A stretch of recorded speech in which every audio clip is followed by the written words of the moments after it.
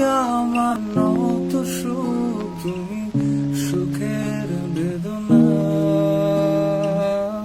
সব স্বপ্নের রং হয় না তো বেদনার মতো, নয় রঙা। জীবনের সব কথা নয়, আমি জীবনটাকেই বলতে চাই। হয়তো দু বাক্য নয়, সে তো ভালোবাসার কাব্য কয়। আমি কবি নই, তবু কাব্যের ভাষায় বলবো আজ। তোমার হাসির শ্রাবণ ধরে স্বপ্ন নিয়ে ভাসতে চাই।